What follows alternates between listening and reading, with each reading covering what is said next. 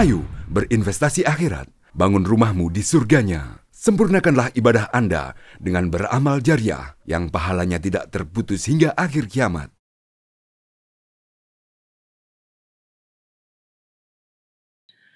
Bismillahirrahmanirrahim. Assalamualaikum warahmatullahi wabarakatuh. Bismillah walhamdulillah wassalatu wassalamu ala rasulillah Sayyidina Muhammadin sallallahu alaihi wasallam wa ala alihi wa sahbihi wa mawalah wa ba'du. Para pemirsa rahimakumullah, alhamdulillah kita bersyukur bisa melanjutkan kajian kitab Riyadhus Shalihin. Kali ini kita masih berada pada bab tentang taubat. Ada ulama membagi bahwa taubat itu ada dua tingkatan. Yang pertama, yang paling rendah taubat itu adalah taubat orang-orang yang melakukan dosa. Jadi kalau dia berdosa, dia bertaubat. Berdosa melakukan kesalahan. Saya kira ini banyak sekali. Kalau tidak berdosa enggak taubat. Nah, makanya dia berusaha untuk terhindar dari kesalahan dan dosa. Yang kedua, ada tingkatan yang kedua yaitu taubat daripada kealpaan atau lupa. Jadi, Bapak Ibu para pemirsa yang terhormat, ada orang ketika lupa itu sangat dan sangat menyesal. Mengapa? Dia merasa dirinya salah. Kalau ada orang yang menganggap lupa itu adalah sesuatu yang biasa, maka kemudian ketebalan imannya itu ya sebenarnya tebal, tapi belum terlalu tebal.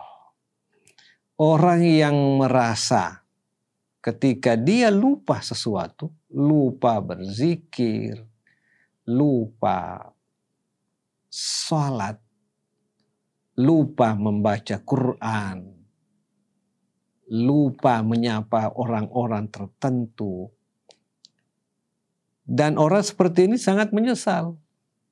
Padahal belum tentu itu adalah sesuatu yang bisa membawa kepada dosa. Dia menyesal sekali.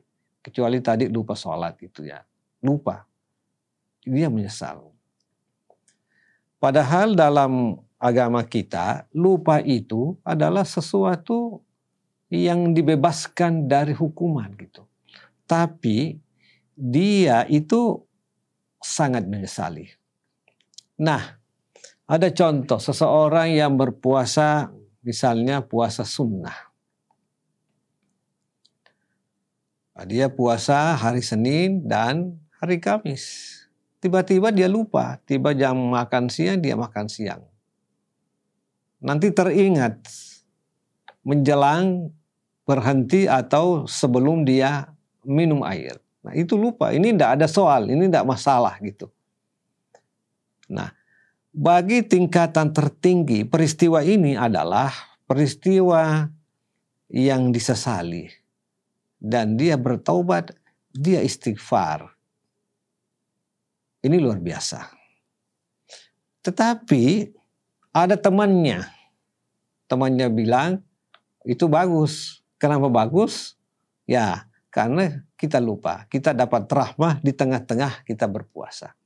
Jadi ada dua pola atau dua cara menyikapi kelupaan. Ada yang menyesal, ada yang biasa-biasa saja. tingkatan tertinggi adalah orang yang menyesali daripada sifat lupa itu. Nah, tingkatan terendah adalah orang yang bertaubat hanya untuk dosa saja. Jadi mungkin kita perlu naik kelas bahwa bukan saja dosa dan kesalahan yang perlu dihindari, tetapi juga sifat lupa. Ada juga ulama membagi bahwa taubat itu ada dua. Yang pertama ada disebut dengan inabah, kembali. Mengapa harus taubat?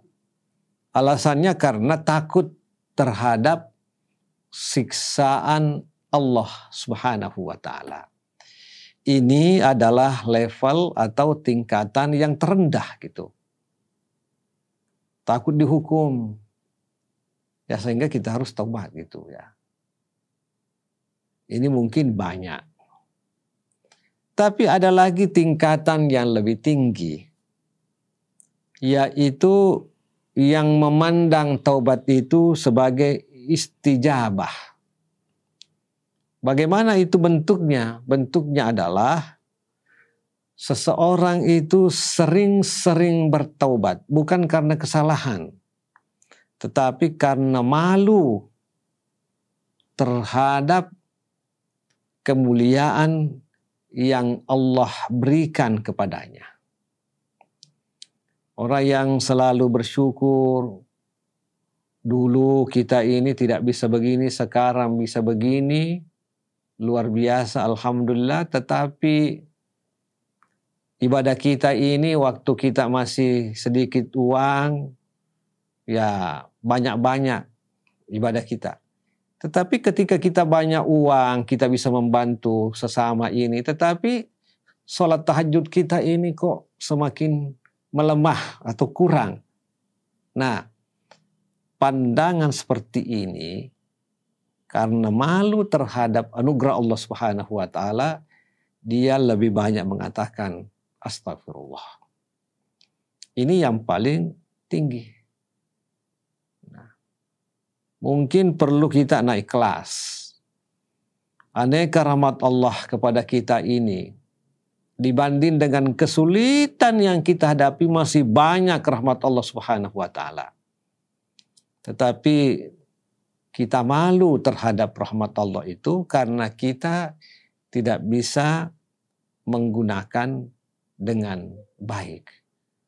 Makanya segmen ini atau kelompok seperti ini banyak-banyak itu dia beristighfar, memohon ampun kepada Allah Subhanahu wa taala. Sangat khawatir jangan-jangan nikmat itu yang selama ini yang ada di sekelilingnya itu justru membawa kepada kemunduran dia dalam beribadah kepada Allah Subhanahu wa taala.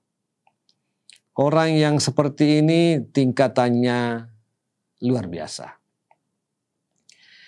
Kalau kita mau berada pada tingkatan yang tertinggi atau tingkatan yang kedua, saya kira semiskin-miskinnya kita, saya kira masih banyak nikmat Allah yang lain.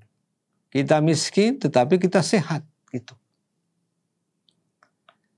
Kita miskin tetapi kita masih bisa membedakan mana yang manis dan mana yang pahit. Ada orang kaya, fasilitas di samping kiri kanannya, tetapi susah membedakan. Lidahnya itu tidak bisa lagi bedakan atau kurang peka terhadap yang manis dan mana yang pahit atau yang kecut. Oleh karena itu, malu terhadap nikmat Allah. Apakah nikmat itu rasa? Atau nikmat Allah, nikmat yang kita rasakan dalam hati kita? atau nikmat dalam arti ketercukupan dalam pandangan kita. Seharusnya nikmat-nikmat itu menjadi bahan evaluasi. Jangan-jangan kita ini justru semakin menurunkan jumlah dan kualitas ibadah dari Allah Subhanahu wa taala. Orang yang seperti ini sangat mawas diri dan melihat nikmat-nikmat itu sebagai jangan-jangan bisa-bisa menjadi masalah dalam kehidupannya. Sayyidina Abu Bakar berpandangan bahwa jabatan itu jangan-jangan dia mengantarkannya pada menurunnya ibadah kepada Allah Subhanahu wa taala. Ini semua adalah pilihan, tentu saja kita ingin selalu naik kelas. Yang berikut, ada juga ulama berpandangan bahwa pengertian taubat itu adalah tarkut taswif, yaitu meninggalkan dari perilaku menunda. Ya, ada orang sudah masuk waktu sholat, dia bilang sebentar. Nah, sebentar ini kalau kita sering melakukan sebentar, ya itu namanya selalu menunda. Sudah tiba saatnya kita harus baca Quran, sebentar lagi. Sebentar. Kok sebentar? Ya. Sudah tiba saatnya kita harus membaca doa. Hati kita mengatakan sebentar. Orang yang seperti ini ya tidak mampu mendorong dirinya meninggalkan perbuatan sebentar itu, menunda itu, ya itu orang-orang yang menurut pandangan ini itu juga adalah dosa yang dalam arti klaim mereka bukan karena dosa syar'i, ya tetapi dosa dalam arti bagaimana mengawasi dirinya. Jadi Bapak Ibu para pemirsa yang berbahagia, jangan selalu menunda, segerakan gitu. Ya, sebentar lagi kita belajar. Sebentar lagi kita bangun sholat tahajud. Ditunda 5 menit. Akhirnya terlambat. Nah, sebentar lagi kita berwudu sholat jamaah. Ditunda. Orang sudah iqamah, akhirnya masbuk. Besok lagi muncul lagi seperti itu, akhirnya bukan lagi masbuk, sudah ketinggalan semuanya. Besok lagi seperti itu, menunda lagi, akhirnya malas. Lusa seperti itu, akhirnya kemudian hilang yang namanya manisnya sholat jamaah. Mengapa? Menunda. Yang namanya kebaikan kita harus segerakan. Oleh karena itu salah satu definisi daripada taubat itu adalah meninggalkan perbuatan atau perilaku menunda. Para pemirsa yang berbahagia, semoga bermanfaat. Wassalamualaikum warahmatullahi wabarakatuh. Ayo dukung media dakwah Masjid Agung Al-Akbar dengan ikut berdonasi pengadaan alat multimedia dan operasional dakwah. Usia boleh terputus, pahala jariah mengalir terus.